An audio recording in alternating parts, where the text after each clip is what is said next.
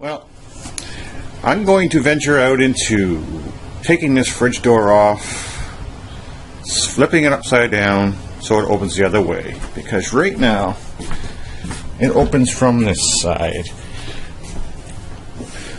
And, you know, you have to like get out of the way or reach over to get what you want in a door, like a beer or whatever.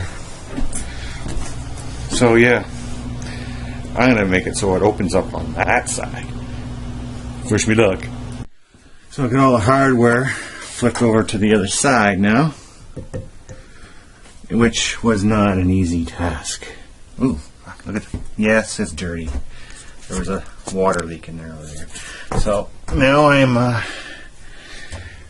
can't just flip the doors around because, well, the trays will be upside down. So I gotta go and take all these little screws out so I can take this plastic thing off and flip it around.